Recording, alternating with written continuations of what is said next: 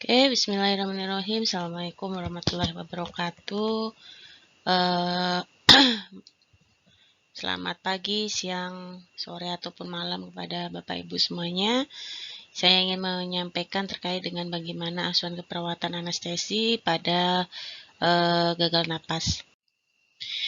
Kita ketahui bersama bahwa gagal napas itu merupakan suatu hal yang keadaan ya, di mana memang harus benar-benar tergantung dari bagaimana tindakan respon time kita, di mana life support itu tergantung dari apa yang sudah kita akan lakukan kepada pasien ya.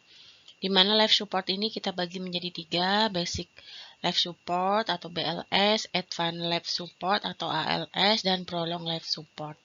Nah, ini semuanya itu tergantung dari bagaimana respon time kita terhadap pasien, terutama yang mengalami kegawat daruratan. Karena memang kondisi dari gagal nafas adalah merupakan suatu keadaan gawat darurat ya. Nah, terkait dengan bagaimana prinsipal dari kegawat daruratan, saya kira juga teman-teman semuanya sudah memahami bahwa kritikal di dalam suatu keadaan, yaitu baik itu pre-hospital, di UGD, di IBS HCU, ataupun akan masuk ke dalam ICU. Kita tidak akan mengulas lebih dalam apa perbedaan dari pasien gawat darurat, kemudian tindakan darurat dan lain sebagainya. Namun sebagai underline bahwa pasien gawat darurat di sini adalah suatu kondisi yang potensi menyebabkan kematian atau kecacatan sehingga memang membutuhkan tindakan darurat untuk mengatasi kegawat daruratan. Artinya untuk membutuhkan tindakan darurat ini ya tindakan berdasarkan kecepatan respon time kita ya. Kemudian tindakan darurat itu sendiri adalah tindakan suatu medis atau penanganan segera yang melakukan secara tepat ya oleh dokter atau oleh tim untuk menanggulangi suatu kondisi ya. Jadi ada, kalau kita klasifikasikan, ada pasien gawat tapi tidak darurat, darurat tidak gawat, atau misalnya pasien gawat dan darurat. Saya kira teman-teman sudah masih ingat ya terkait dengan hal itu. Nah, kalau kita mau berbicara terkait dengan tata laksana pasien gawat datang di UGD, ada yang namanya time saving is life saving. Ya, waktu itu adalah sangat berarti terhadap kehidupan. Ya, dengan pasien gawat harus kita lakukan triase, bagaimana respon time kita, ya, tindakan darurat kita dari triase ini, apa yang harus kita lakukan, observasi selama 3 jam, ya. Nah, ini yang mungkin teman-teman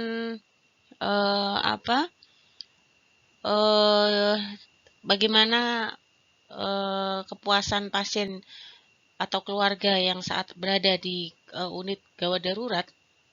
Ini kan kalau sesuai dengan standarnya memang dilakukan pemeriksaan itu dengan diobservasi maksimal 3 jam ya.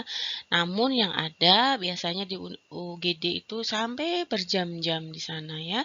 Sampai berjam-jam, mungkin bahkan bisa sampai 6 jam, dan itu pernah Bu Nova alami oleh keluarga Bu Nova sendiri, sehingga waktu itu beberapa kali keluarga saya ke rumah sakit tersebut sehingga harus saya komplain, dan beberapa kali karena di situ disediakan nomor WA, apabila ada komplain langsung saja saya dengan tegas saya mengatakan bahwa begini begini begini.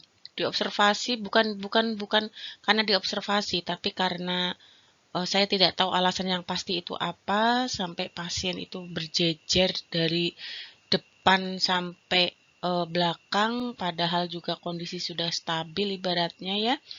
Kemudian saat dikonfirmasi, diklarifikasi, ternyata belum ada input data ke bagian ruangan, atau dengan alasan lain dokter belum menginstruksikan ada advis untuk rawat inap.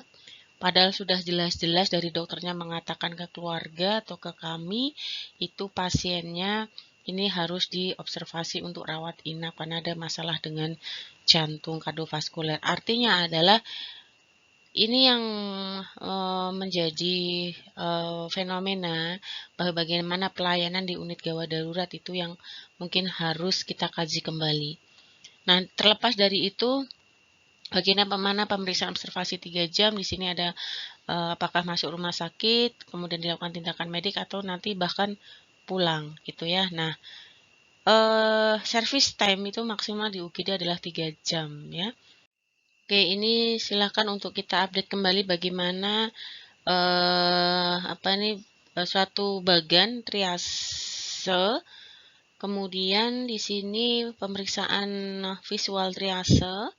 Bagaimana respon kesadarannya, kita cek kesadaran. Kalau memang dia terjadi penurunan berarti dia masuk ke dalam kondisi P1. Apabila tidak terjadi penurunan kesadaran, berarti di sini masuk ke dalam bilik triase. Dilakukan pemeriksaan triase dan ditentukan skala prioritasnya. Ya, setelah masuk ke dalam bilik triase, kemudian dilakukan pemeriksaan triase dan ditentukan skala prioritas, kemudian kita di sini akan diarahkan ke bagian poliklinik ya. Kalau memang pasien tidak mengalami kegawat daruratan misalnya. Nah, berikutnya ini bisa masuk ke dalam ruang critical care ya, atau ke bilik prioritas. Nah, apabila dia P1, masuk ke dalam P1, ini apabila respirasinya kurang dari 10 kali per menit, ya, dengan atau lebih dari 30 kali per menit. Dengan CRT, ya, refill time-nya lebih dari 2 detik, dan ini dalam keadaan kondisi gawat darurat pastinya. Kemudian yang dimaksud dengan P2 atau prioritas 2, di sini respirasi 10-30 dengan CRT kurang dari 2 detik ya. Pasien gawat tapi tidak darurat. Nah, kemudian yang prioritas ketiga ini misalnya dengan pasien yang luka ringan ya. Jadi ini kita merefresh kembali bagaimana proses triase yang ada di dalam unit gawat darurat. Nah, triase pada pasien gawat, triase adalah merupakan suatu penilaian awal pasien masuk untuk mengetahui tingkat kegawatannya. Jika pasien banyak, maka pasien yang lebih gawat akan diberikan pertolongan terlebih dahulu. Misalnya ada pasien yang diam dengan pasien yang teriak-teriak histeris karena kesakitan. Bapak Ibu semuanya akan menolong yang mana? Yang diam atau yang teriak-teriak histeris kesakitan. Itu artinya adalah salah satu contoh dari bagaimana Bapak Ibu akan memprioritaskan kasus ya. Tentu saja kita akan memilih yang diam karena kalau yang masih bisa teriak-teriak artinya dia masih responnya masih bagus ya gitu. Dan pemeriksaan ABC itu jelas untuk pemeriksaan pasien pada keadaan kegawatan. Tentu saja kalau ABC dengan pasien gawat ini kita mengenal ABCDE ya, jalan napas dengan span control ya, saya kira cervical span control. Kemudian breathing, pernapasan.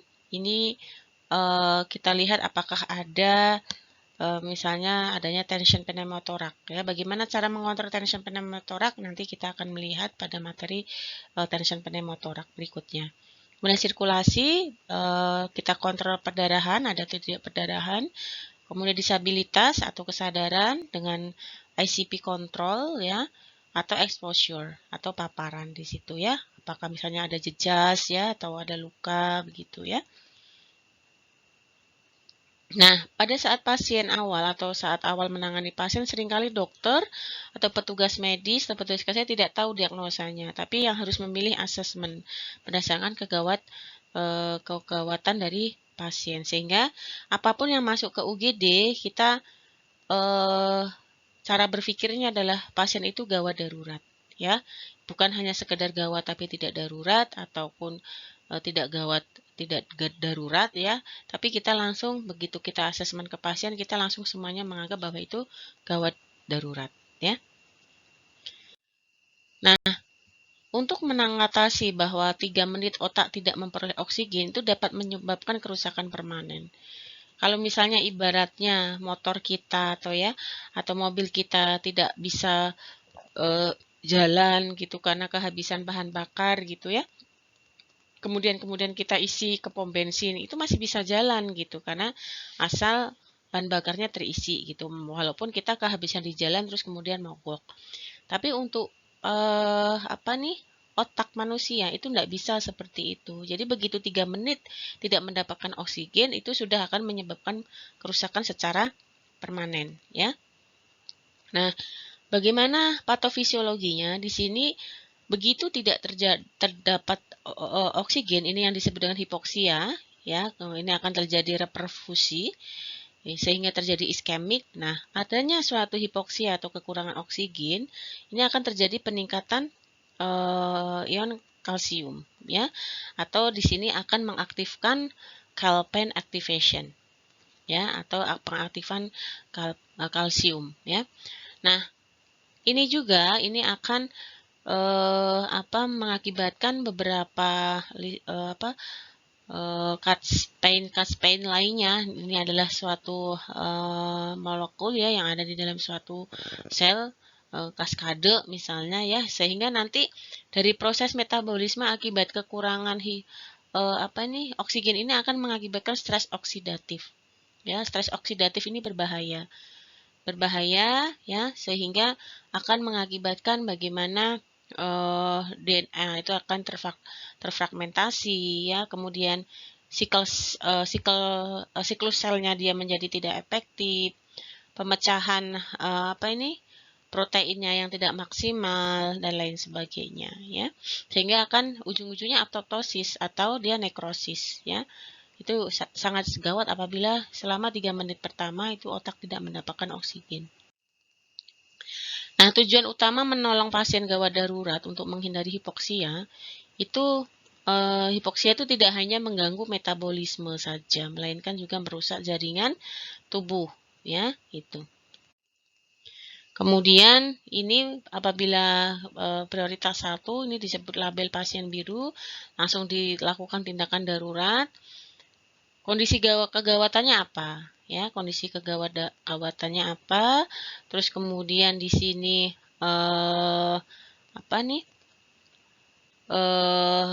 misalnya ada sumbatan jalan nafas total, berapa saturasi oksigennya, nadinya berapa, kurang dari 50 atau 150, kemudian apakah terjadi ventricle fibrilasi, ya, ventricle tachycardia, dan lain sebagainya. Bagaimana nilai GCS-nya, kejang, apakah ada perdarahan aktif. Tindakan daruratnya masing-masing di sini harus kita lakukan dengan sinergi. Nah, kalau pasien merah lakukan segera, dilakukan tindakan darurat. Ya, ini masuk ke dalam poin prioritas kedua. Contohnya adalah di sini kondisi kegawat daruratan dengan luka bakar daerah wajah lebih dari 20%, terdapat retensi urin misalnya, urin kurang dari setengah cc per kilogram berat badan, ini partu kala 2, adanya luka terbuka, patah tulang terbuka, dislokasi sendi, muntah, diare dengan dehidrasi sedang sampai berat, trauma mata, gangguan psikiatri yang membahayakan dirinya atau orang lain, ini masuk ke dalam kondisi kegawatan pada P2. Sehingga apa tindakan darurat yang harus kita laksanakan? Nah, ini adalah korelasi terhadap saturasi oksigen dengan kadar oksigen darah. Saya kira Bapak Ibu juga semuanya sudah paham. Jadi sebenarnya nggak perlu kita ukur dua-duanya. Suruh minta BGA, tapi juga terus kemudian dilakukan pemeriksaan oksimetri saturasi oksigen. Karena memang pemeriksaan saturasi oksigen itu sudah ada korelasinya terhadap berapa nilai tekanan oksigen atau kadar oksigen di dalam darah atau PO2. Ya, anggaplah pada saturasi oksigen 93%, jika diperiksa BGA-nya akan didapatkan setara dengan 70 mmHg. Kalau 92 akan setara dengan 60 mmHg. Yang normalnya kan saturasi oksigen itu 95 sampai 100, ya. Jadi ini sudah ada korelasinya, jadi tidak perlu. Jadi kalau misalnya kita ukur saturasi oksigennya pasien 95% gitu. Sehingga tekanan oksigen di dalam tubuhnya bisa dipastikan, bisa diprediksi itu 80%. Artinya kan kadar oksigen di dalam darah itu 80 sampai 100. Jadi normal gitu ya. Gitu untuk kan PaO2-nya segitu gitu ya. Jadi ini sudah ada korelasi. Jadi seharusnya tidak perlu lagi diukur saturasi, itu diukur lagi tekanan oksigennya atau dengan menggunakan BGA kan gitu. Nah, ini untuk pemberian oksigen terapi, targetnya untuk pasien itu sebisa mungkin lebih dari 95 ya. Tapi kalau untuk di suatu anestesi atau kalau kita kenal di Aldrich score itu untuk saturasi kan nilainya berapa? 90% ya, dikatakan skornya 2 itu kalau lebih dari 90%. Tapi itu sebetulnya Aldrich score itu sudah ada pertimbangannya kenapa 90%. Kalau kita lihat kenapa 90% berarti tekanan PaO2-nya berapa kan gitu. Ya. Jadi tapi tidak semuanya dokter atau SPAN itu menganut 90%. Ya, bahkan ada yang menganut 94 sampai 95 karena kalau belum 94 atau 95 belum berani memindahkan. Karena memang kalau 90, 92 ada setara dengan tekanan parsial oksigennya atau kadar oksigen di dalam darahnya aja kalau 92 sekitar 60 gitu. 93 itu 70 gitu ya. Kalau 90 berarti sekitar 50-an gitu. Nah, 50-an kan berarti masih normal tapi berada di bawah ambang rendah batas normal ya. Nah, kita akan mereview lagi terkait dengan bagaimana sistem fungsi normal respirasi kita bahwa terdiri dari ventilasi, pertukaran dari udara dari luar ke dalam, dan adanya pertukaran gas mentransfer oksigen ke dalam darah dan membuang karbon dioksida dari darah ya. Nah, untuk general anestesi kaitannya dengan sistem fungsi pernapasan itu adalah mempengaruhi jumlah dari general anestesi ini akan mempengaruhi bagaimana fungsi dari ventilasi dan pertukaran gasnya ya. Kemudian untuk gas ke dalam atau udara di dalam parunya ini akan menyebabkan terjadinya obstruksi jalan napas gitu ya. Itu kalau kita resiko memang terjadinya GA memang resikonya lebih besar. Nah, bagaimana efek ventilasi, efek anestesi terhadap ventilasi? Yang pertama jelas akan mengurangi kepatenan jalan napasnya.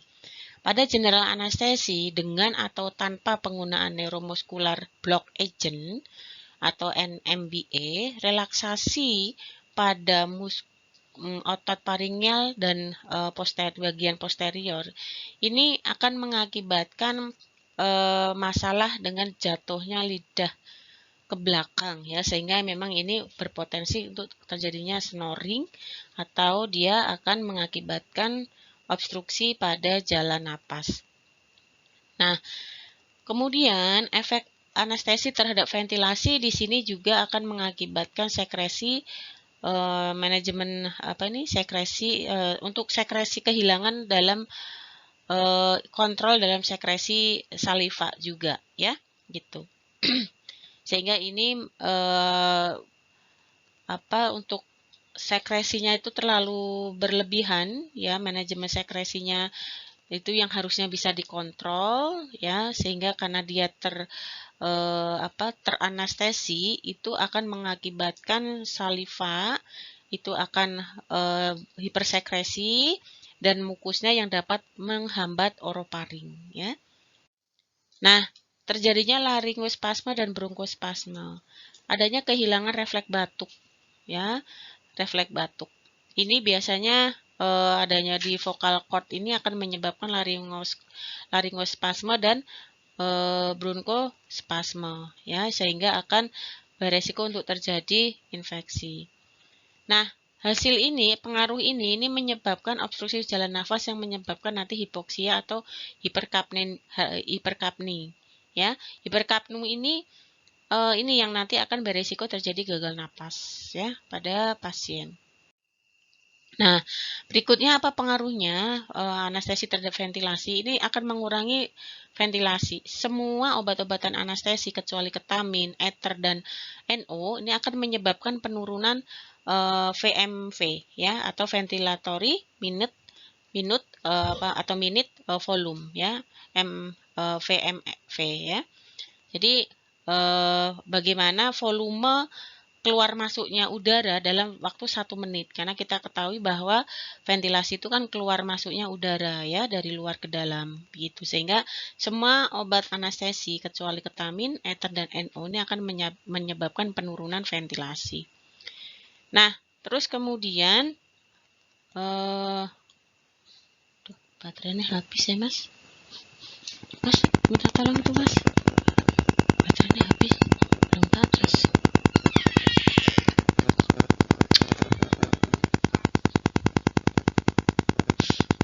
Di kamar kalau orang ngomong baterai.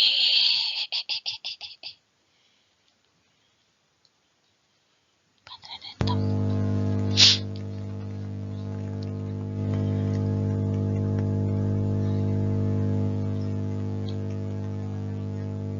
Oke ya. Nah, itu tadi bahwa semuanya itu ya, kecuali ketamin, ether dan NO itu dapat menurunkan jumlah atau frekuensi RR ya, atau jumlah frekuensi pernapasan, ini terutama apabila diberikan opioid, atau bahkan dapat menurunkan tidal volume. Ini khusus untuk yang volatile agent ya. Atau keduanya ya, yang keduanya bisa menurunkan frekuensi pernapasan atau tidal volume, ini adalah propofol. Untuk ventilasi ini dapat menurun dan menyebabkan sehingga terjadinya peningkatan tekanan CO2 yang nanti akan berdampak pada terjadinya hiperkapnu yang bisa mengakibatkan terjadinya kegagalan atau gagal napas pada pasien saat diberikannya anestesi. Nah, hal ini semuanya akibat dari obat anestesi terhadap ventilasi ini dapat menyebabkan takikardi ya dan aritmia. Nah, itu adalah beberapa efek dari obat anestesi untuk ventilasi. Nah, bagaimana terhadap efek obat anestesi terhadap pertukaran gas? Nah, ini dampak anestesi terhadap pertukaran gas ini jelas akan menurunkan functional residue capacity atau kapasitas residue volume ya, di mana kapasitas residue volume kalau kita replay kembali rumusnya kan adanya bagaimana expiratory residue volume ditambah dengan residue volume itu sendiri, kita total 3000 ml atau 3000 cc udara. Nah, apa itu ERV dan apa itu RV? Saya kira teman-teman semuanya sudah memahami terkait dengan volume atau kapasitas paru yang ada di dalam kapasitas udara yang ada di dalam paru kita. Ya, jadi ERV itu adalah volume yang dapat dikeluarkan semaksimal mungkin setelah kita mengeluarkan napas secara normal. Jadi kita expirasi normal ya. Kemudian setelah itu kita keluarkan secara maksimal lagi. Itu ERV. Jadi walaupun kita expirasi semaksimal mungkin, itu kita masih ada sisa volume udara ya. Jadi walaupun kita bisa menghembuskan napas kita sekuat-kuatnya, masih akan ada residu. Kenapa begitu? Karena kalau bayangkan kita balon, kalau kita kempeskan sampai habis bis, dia pasti akan kolap ya, sama dengan paru kita. Jadi pasti masih ada sisa residunya, gitu ya. Terus kemudian adanya pengaruh general anestesi ini dapat mengakibatkan hipoksia ya pada pasien. Nah, ini bagaimana efek atau pengaruh agen anestesi ya. Dari propofol ini masing-masing misalnya ada agen induksi IV, efek positifnya apa, efek negatifnya apa. Propofol itu efek positifnya adalah dapat merelaksasikan laringeal ya, menyebabkan bronkodilatasi dan insersi dari LMA itu lebih mudah. Kemudian efek negatifnya terjadi depresi pernapasan. Ketamin itu dapat mengurangi depresi pernapasan, cuman tidak semuanya SPAN misalnya ya merekomendasikan pakai ketamin, karena memang dia halusinasinya banyak ya kalau pasien tuh menggunakan ketamin ya. Jadi tapi di sini efek positifnya adalah lebih bisa mengurangi terjadinya depresi pada pernapasan dan mengurangi dari otot kontraksi dari otot bronkialnya itu ketamin ya. Sedangkan efek negatifnya dia dapat meningkatkan produksi mukus. Sedangkan kalau etomidate ini sekarang sudah jarang digunakan ya. Ini efek positifnya belum diketahui, namun untuk efek negatifnya ini dapat mengakibatkan batuk dan terjadinya apnea.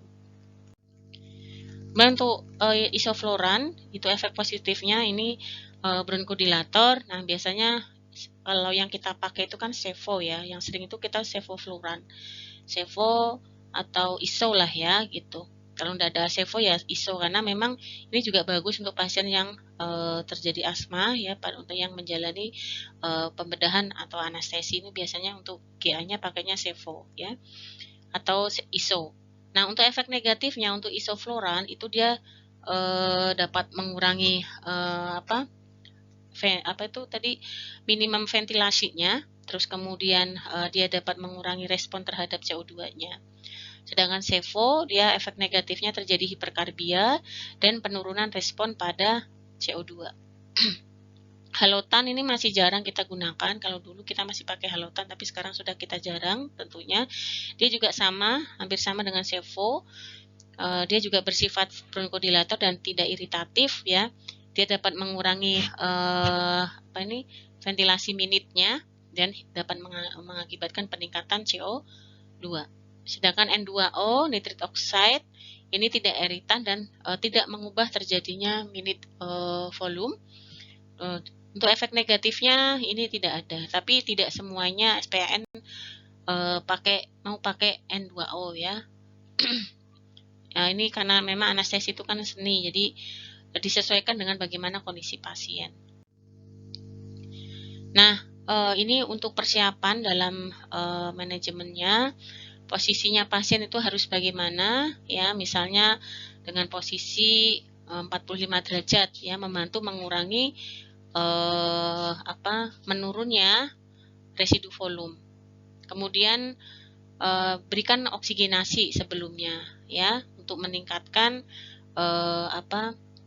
ventilasi, misalnya untuk pasien yang akan dilakukan intubasi, atau untuk diberikannya anti muskarinik ya untuk mengurangi sekresi saliva. Nah, untuk manajemen intraoperatif ini di sini tekanan dari expirasi itu dapat mencegah untuk tekanan positif ya saat kita penggunaan ventilasi mekanik, itu dapat mencegah terjadinya hipoksia. Kemudian kita apa yang diharapkan untuk manajemen intraoperatif, mempertahankan perfusi secara adekuat ya. Dengan cara apa? Dengan cara pemberian cairan dan vasopressor ya untuk mengurangi adanya ketidakadekuatan terkait dengan ventilasi ya. Kemudian fokus pada nilai kapnograf dan pulse oximetry ya. Nah, di sini saya nggak tahu pastilah ya kenapa kapnograf itu perlu kita monitor. Jadi saya kira juga teman-teman semuanya sudah paham, karena ini akan dapat menggambarkan bagaimana fungsi dari parunya saat diberikan anestesi, saat intra anestesi ya, dan tentu saja pulse oximetrinya. Nah, terjadi untuk kegagalan nafas ya, saya kira teman-teman juga sudah paham, gagal nafas itu ketidakmampuan untuk mempertahankan oksigenasi atau PA2. Ingat, PaO2 ya, itu kadar oksigen di dalam darah. Jadi dia tidak mampu mempertahankan kadar oksigen di dalam darah. Kemudian pengeluaran untuk PaCO2-nya dan pH-nya itu adekuat. Kenapa? Karena ini disebabkan oleh adanya ventilasi, masalah ventilasi, difusi, dan perfusi. Ventilasi, difusi, perfusi ini merupakan suatu proses fisiologi di dalam pernapasan kita. Sehingga intinya gagal nafas itu adalah kurangnya tekanan CO2 kurang dari 60 mmHg dan PCO2 yang lebih dari 45 mmHg ya, gitu. Itu Itu intinya kalau kita lihat, karena untuk bisa mengidentifikasi dia terjadi gagal nafas ya satu-satunya kita akan melihat berapa kadar oksigen di dalam darahnya atau berapa tekanannya. Nah, gagal nafas itu penyebab terpenting adalah ventilasi yang tidak adekuat di mana terjadi obstruksi. Itu adalah yang vital, di mana pusat pernapasan yang mengendalikan pernapasan itu terletak di pons dan medula. Ini merupakan di bawah batang otak kita itu ada pons dan medula. Ini adalah sebagai pusat pengatur pernapasan kita.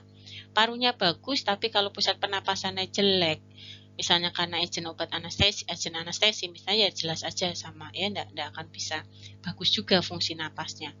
Pada pasien dengan anestesi, misalnya ini terjadi pada pasien dengan anestesi, cedera kepala, stroke, tumor otak, ensefalitis, meningitis, hipoksia, dan hiperkapnu yang mempunyai kemampuan menekan sistem pusat pernapasan sehingga pernapasan menjadi lambat dan dangkal.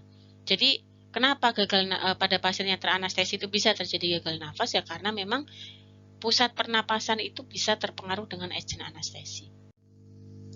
Nah, bagaimana dengan periode postoperatif dengan anestesi? Ini bisa terjadi pernapasan tidak adekuat karena apa? Terdapat agen yang menekan pernapasan dengan efek yang dikeluarkan atau dengan meningkatkan efek dari analgetik. Pneumonia atau dengan penyakit paru-paru dapat mengarah ke gagal napas akut. Ya, jadi seperti ibaratnya kita mau membuat pasien tertidur, kita harus bisa membangunkan pasien tersebut. Tidak hanya sekedar kita bisa menidurkan pasien tanpa kita harus peduli terhadap berapa lama pasien harus tertidur, harus berapa lama sih, dan apa yang harus kita lakukan, kan harusnya begitu ya. Jadi semuanya ini obat anestesi itu kan mengubah semua fisiologi yang ada di dalam tubuh kita. Jadi Anda bisa membayangkan fisiologi sudah enak-enak tapi kok malah diganggu. Ya, jadi ya pasti dia akan berdampak kemana-mana kan gitu. Nah, penyebabnya saya kira teman-teman sudah paham, nanti bisa dibaca. Ya, tanda gejalanya ini juga nanti bisa dibaca ya. Saya kira juga teman-teman sudah paham. Ada gagal napas total, ada gagal napas parsial, ya. Terus kemudian, nah ini bedanya kalau gagal napas parsial, ini dia akan terdengar suara napas, misalnya gurgling, snoring, ya, growling dan wheezing. Perbedaannya apa masing-masing? Kalau snoring itu seperti bunyi ngorok atau akibat dari lidah yang terjatuh. Kalau gurgling itu lebih ke arah seperti orang berkumur-kumur. Jadi kalau bunyi suara napas tambahan itu teman-teman harus bisa membedakan ya. Kalau misalnya dia seperti ada berkumur atau sekret ya, atau ada muntahan ya yang menghambat jalan napas, itu namanya adalah gurgling. Kalau snoring itu akibat pangkal lidah yang kayak seperti orang ngorok itu ya, kalau tidur ngorok itu namanya adalah snoring. Bagaimana kalau crowing? Ini harusnya crowing. Crowing itu adalah akibat biasanya spasme pada pelika vokalisnya atau adanya udem laring ya, sehingga akan menyebabkan suara crowing. Sedangkan wheezing saya kira teman-teman sudah paham ya. Kemudian adanya retraksi dinding dada. Nah, kalau orang terjadi gagal napas, ini jelas akan terjadi hiperkapnu atau di sini terjadi peningkatan kadar CO2 sehingga akan meracuni otak dan lain sebagainya sehingga terjadi penurunan kesadaran. Nah, tanda-tanda orang terjadi hiperkapnu itu ya dia pasti akan terjadi penurunan kesadaran gitu ya. Apa bedanya dengan tanda-tanda hipoksemia? Kalau hipoksemia ini dia akan, karena kan hipoksemia itu kekurangan oksigen di dalam darah. Nah, kalau kekurangan oksigen di dalam darah, tandanya apa? Dia akan terjadi takikardi. Jelas karena apa? Sebagai kompensasi supaya pasokan oksigen ke darah itu cukup sehingga jantungnya itu memompa dengan cepat. Kemudian gelisah biasanya ya, keluar keringat berlebihan atau cyanosis. Adanya gelisah ya, orang-orang pasien jantung itu biasanya dia gelisah ya, cemas gitu. Bukan karena dia gelisah karena nggak punya uang atau apa gitu ya, tapi gelisahnya ya karena memang fisiologis ya, fisiologis sebagai kompensasi terjadinya hipoksemia atau kekurangan oksigen di dalam darah mengakibatkan dia cemas gitu, gelisah, berkeringat ya, berkeluar keringat ya. Ini sebagai kompensasi terjadinya perubahan metabolisme karena akibat dari kekurangan oksigen dalam darah. Atau sianosis ya. Sianosis jelas karena terjadi penurunan O2. Nah, untuk anamnesa jelas di sini akan terjadi sesak napas, RR-nya meningkat, terus kemudian apakah pasien mengalami kegelisahan, sianosis, kesukaran bernapas, ya. Saya kira untuk pengkajian primernya airway, breathing, circulation dan lain sebagainya harus kita kaji, ya. Terus kemudian, nah yang bisa kita lakukan itu langsung kita akan berikan oksigenasi ya dengan reservoir biasanya 10-15 liter per menit dengan fraksi oksigen 0,5 sampai 0,9. Nah, untuk penata laksanaan untuk pemberian ventilasi mekanik dengan tidal volume yang rendah, biasanya ini kita rentangnya 4 sampai 8 ml per kilogram berat badan. Nah, ini biasanya kita pakai predict body weight atau PPW ya. Rumusnya nanti akan kita bahas dengan tekanan inspirasi rendah ini kurang dari 30 cm air ya atau H2O.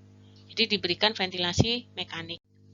Nah, untuk penghitungan PPW ini adalah rumusnya kalau kita mau pakai inci ya berarti untuk pria 50 tambah 2,3 inci. Ya ini dalam tinggi badan dikurangi 60. Kalau perempuan 45,5 ditambah 2,3 tinggi badan dalam inci kurangi 60. Kalau mau pakai sentimeter ya berarti laki-laki 50 ditambah 0,9 ya 0,91 dikurangi 152,4. Kalau perempuan 45,5 ditambah 0,9 untuk tinggi badan. Ini untuk kita mau memprediksi berat badan kalau memang kita tidak tahu berat badannya itu berapa. Ya, kadang kita melakukan pengkajiannya itu enggak komprehensif sehingga kita tidak tahu berapa nilai berat badannya. Kita bisa pakai predicted body weight ya dengan rumus seperti ini. 50 ditambah 0,91 dikali tinggi badan dalam senti dan dikurangi 152,4. Nanti ketemu berat badannya berapa, tinggal kita kalikan tidal volumenya yang akan kita setting ke dalam ventilasi mekanik ya, gitu. Nah, karena tidal volume yang kita setting itu 4 sampai 8 ya silakan teman-teman memilih 8 misalnya. Jadi 8 cc per kilogram PBW. Nanti tinggal dikali berapa.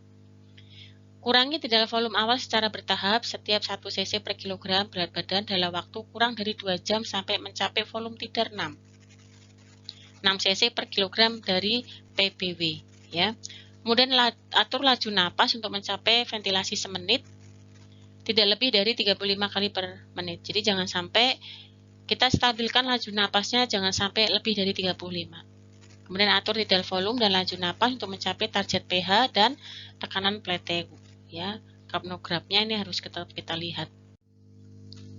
Nah, pada pasien yang ARDS berat, lakukan ventilasi dengan posisi prone ya, dengan 12 jam per hari ya. Terus kemudian bagaimana manajemen cairan konservatif untuk pasien ARDS tanpa hipoperfusi jaringan? Ini cairan harus kita berikan. Apabila pasien mengalami ARDS sedang atau berat disarankan menggunakan PEP lebih tinggi dibandingkan PEP yang lebih rendah ya. Gitu. Nah, saya kira untuk pasien ARDS sedang sampai berat dengan nilai fraksi oksigennya sekian, itu tidak dianjurkan secara rutin menggunakan obat pelumpuh otot, ya, gitu. Terus kemudian hindari terputusnya hubungan ventilasi mekanik dengan pasien karena dapat mengakibatkan hilangnya PEP dan atelektasis. Gunakan sistem closed suction catheter dan krem ETT ketika terputusnya hubungan ventilasi mekanik dan pasien.